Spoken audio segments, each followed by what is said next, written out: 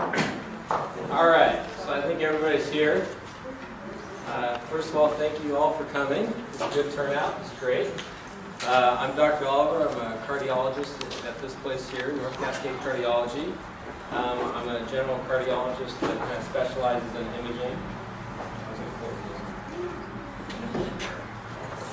And today we're going to talk about a very important topic for everyone, which is cholesterol, otherwise known as just lipids. At any point, if there's questions during the middle of this, feel free to stop me. This is a small enough group. You can just stop me and I'll take questions in the middle. Is there anybody that's having a hard time hearing me if I talk this loud? Good? All right. So we'll get started. So this is kind of just a general outline of what today's talk is going to be about. First of all, just outline the problem of cholesterol and coronary disease in general. We'll talk about what the goals of therapy are, what your good cholesterol and bad cholesterol, etc. should be. That question's already come up before we started. We'll talk about things that you can do that don't involve prescription drugs to lower your cholesterol, and then we'll talk about prescription drugs that are out there to lower various parts of your cholesterol, and then kind of summarize things. This talk will probably take about 40 minutes. We have an hour and a half afterwards to take all your questions about cholesterol, and if you just have general questions about cardiovascular disease, happy to take those too. And again, stop me at any point in time if you have questions. So here's just kind of the nature of the problem. This is the number of deaths in the United States from coronary artery disease or cardiovascular disease. And this is kind of a little pet peeve of my own, in that 500,000 women, so white bars are the women and red bars are men, 500,000 women die of cardiovascular disease. That's stroke and heart attacks in this country. In comparison, 8,000 women die of breast cancer per year. You wouldn't think those would be the numbers based on what you hear on television and whatnot, but yeah, 8,000 women die of breast cancer a year, 500,000, 500,000 women die of cardiovascular disease per year, and then it's about the same in men. So it's a huge problem in the United States.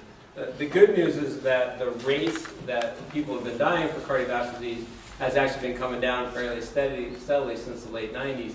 And a lot of this decline is A, from less people smoking, and B, is from statin cholesterol drugs like Zocor, Lipitor, etc., lowering people's cholesterol and stabilizing cardiovascular plaques that really led to this decline. The downside is ends at 2004. This graph has now leveled off in the last 4 years, and most of that has to do with obesity and increased rates of diabetes, counteracting a lot of the cholesterol medicines and the reduced rates in smoking.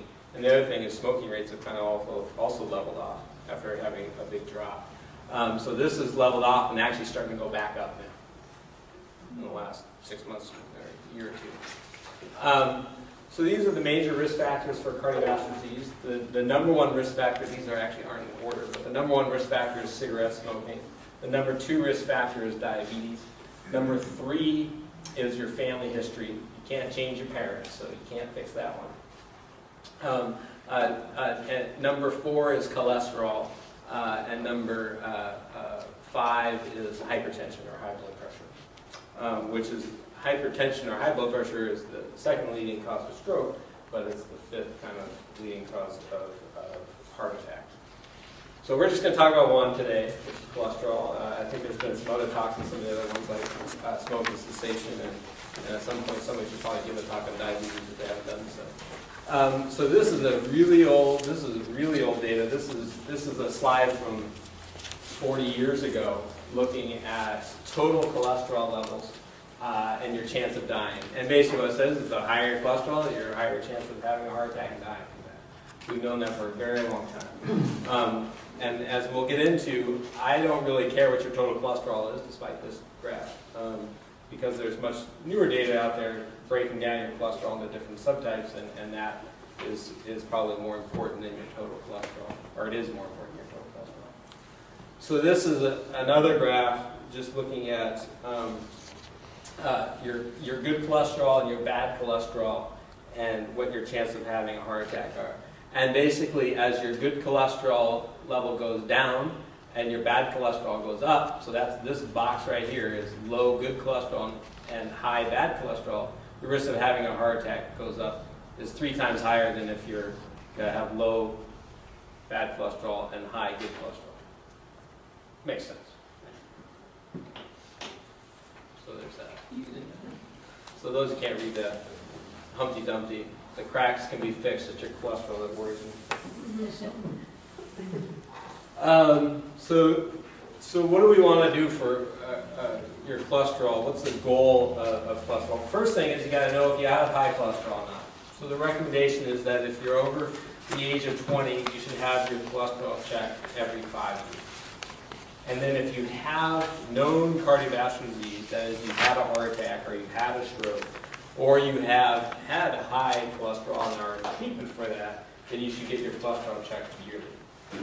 That needs to be done fasting in order to get an accurate result. So we basically check, at this point, routinely 3 components of your cholesterol: your good cholesterol, your bad cholesterol, and your triglycerides.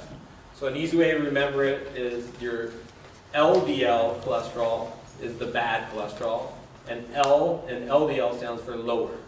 So you want the L cholesterol, the LDL cholesterol to be lower. The H cholesterol, or the HDL cholesterol, is the good cholesterol, and the higher the better. And we're going to get to specific numbers here in a moment. And then triglycerides are just triglycerides. There are a bunch of other different things that people are measuring. You read Time magazine, they talk about CRP levels and calcium scores and little LPA little a, which is a subcomponent of cholesterol, and there's about 30 different types of cholesterol that you can measure.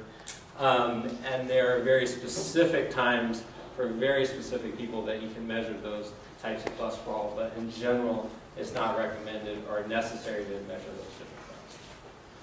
It makes some good articles in magazines. I am going to talk about one, which is CRP, because it's not a measure of cholesterol, it's a measure of inflammation that you can pick up with a simple blood test. That one has gotten a lot of press. Like Time magazine seems to really be in on this. And basically what we know is that the higher your level of CRP and the higher level of your cholesterol, so people that have high CRP and high cholesterol are at the highest risk of having a heart attack. And people with a low CRP and a low cholesterol level are at the lowest risk of having a heart attack. And so the one time I use this measure in addition to cholesterol is when I'm unsure or kind of on the fence of whether we should treat somebody's cholesterol or not. This, and then particularly in people who have a strong family history of heart disease, this can be kind of a deciding factor whether we try to determine to treat somebody for their cholesterol or not. So just a little side for this aspect. So the things that we measure are things that are all targets for treatment. Again, good cholesterol, bad cholesterol, and triglycerides. So the simple stuff is the triglycerides and the good cholesterol. The targets for triglycerides for everyone should be less than 150. The main thing that drives up triglycerides is diet and weight. So people who are obese or people who have diabetes tend to have high triglycerides. People who eat simple starches and simple sugars, so just plain sugar like lots of soda, a lot of Coca-Cola, is going to drive up your triglycerides. One thing to mention is that if your triglycerides are high, one thing I always think about is diabetes, especially if you're overweight. It can be a sign that you may have diabetes. Anyway, the goal for triglycerides is less than 150 for everyone. So that's pretty simple. For good cholesterol, the goal is greater than 40 for men, greater than 50 for women. Women naturally have a slightly higher HDL or good cholesterol. It's one of the reasons why women live longer. It's the main reason why women live longer, actually. LDL cholesterol, bad cholesterol, the goals are based on your risk. So it's a little bit trickier. Basically, the higher your risk, the lower your goal for your bad cholesterol. So the people at highest risk for having a heart attack are people who've already had a heart attack. So those people, their goal for their bad cholesterol is 70. Technically right now, if you look at the American Heart Association, American College of Cardiology, they say it's an optional goal. In my mind, it's not an optional goal. And then I would say 99% of all cardiologists mind, if you've already had a heart attack, your goal for your bad cholesterol is 70. If you have vascular disease, so you have an abdominal aneurysm, you've had a carotid artery stent, you've had a stroke, or if you have diabetes, those two things put you at very high risk for having a heart attack, and so they recommend that your goal be a less than 100. And that's what they mean by this coronary heart disease risk equivalent.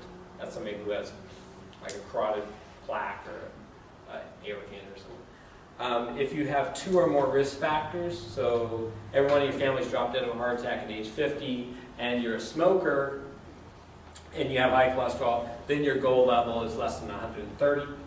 If you're just average person on the street, the only thing you have is high cholesterol and nothing else, then your goal level is less than 160. So those are kind of the 4 little tiers.